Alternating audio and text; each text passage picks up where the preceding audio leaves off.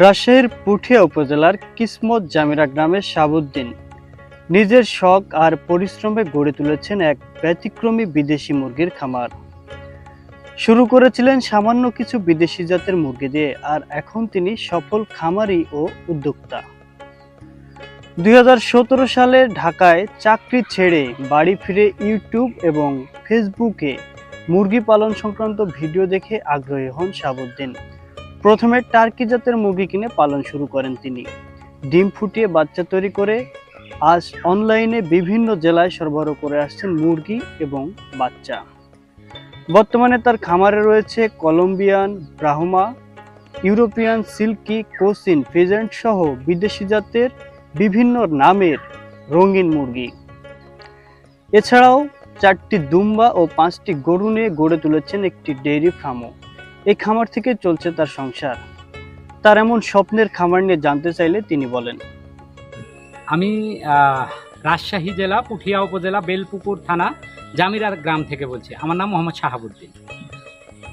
তো এই শখটা আমার আসলে ছোট থেকে পশুদের প্রতি, প্রাণীদের প্রতি আমার অনেক আকর্ষণ। এগুলো পালন করতে আমার খুব ভালো লাগে।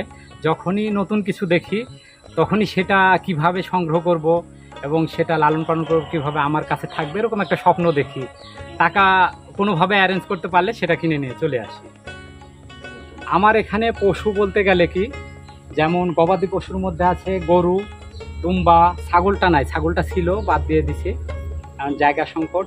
এছাড়া পাখির মধ্যে আছে যেমন বিভিন্ন ফেন্সি প্রজাতির মুরগি। এখানে অনেক জাতের মুরগি আছে আমার এখানে, যেমন ব্রাহ্মা আছে, ব্রাহ্মার কয়েকটা কালার আছে, সেব্রাইটের কয়েকটা কালার আছে, সিল্কি আছে, ওয়াইনডোডের কয়েকটা কালার আছে, কোশ্চেনের কয়েকটা কালার আছে। এভাবে আরও বহু জাতের মুরগি আছে, যেমন জাপানিজ ফিজেন্ট আছে, এছাড়া কিং কয়েল আছে, আরও অনেক প্রজাতির। তো শখ শেষ হয় না, আরও অনেক প্রজাতির মুরগি আছে যেগুলো তোলার আকাঙ্ক্ষা আছে। আপনার পথ চলা কত সাল থেকে? আমার পথ চলা, আসলে আমি একজন গার্মেন্টস কর্মী ছিলাম।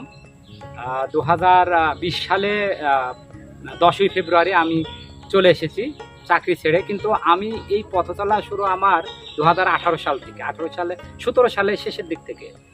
তো আমার আর্থিক চাহিদার কারণে কি করলে আমি আসলে ভালো থাকতে পারবো এবং পশুদের প্রতি আগে থেকে আমার টান, তো কি করলে আমার বাড়তি ইনকাম হবে এই চিন্তা ভাবনা করে তো ইউটিউব দেখে বিভিন্ন রকমের ভিডিওগুলো দেখে দেখলাম যে আসলে প্রাণীকেন্দ্রিক, কৃষিকেন্দ্রিক এইগুলো করলে সেখান থেকে ভালো একটা প্রফিট আসবে। তখন আমি তাৎক্ষণিকভাবে কিছু টার্কি কিনে সেখান থেকে আমার পথ চলা, টার্কি বিক্রি করি। তারপর অন্যান্য যখন যেটা সামনে আসে, পছন্দ হয় এবং মানুষের চাহিদা, সেটাই আমি শুরু করি।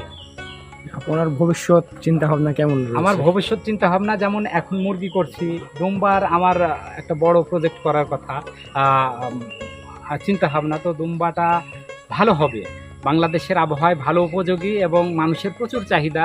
আমার দুম্বা পালন দেখে আমার এলাকায় অনেকজন এবার কোরবানি ঈদে দুম্বা কেনার জন্য আমার কাছে আসছিল। আমি তো দিতে পারি নাই, বিশেষ করে আমি তো দুম্বা এখন পর্যন্ত বিক্রি করি নাই।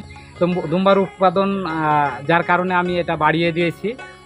আর গরু, আসলে গরু পালন অনেকটাই কষ্ট, লাভজনক যদি ভালো খাটা যায়।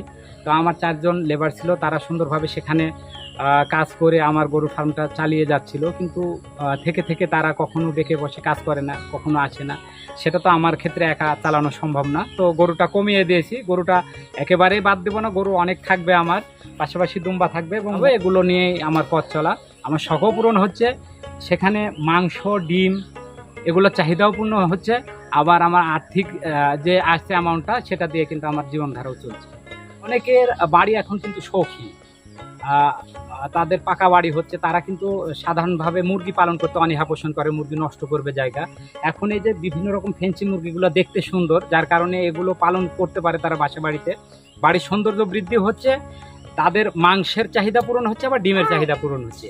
এই সার্বিক দিয়ে চিন্তা ভাবনা করতে গেলে এই শৌখিন মুরগিতে কিন্তু ভালো একটা দেশের অর্থনীতিতে ভালো একটা চাহিদা আসছে। তাছাড়া অনেকে আমার মতো, যেমন আমি এগুলো করে স্বাবলম্বী হয়েছে, অনেকেই সেটা করে স্বাবলম্বী হতে পারে বেকার অবস্থা থেকে।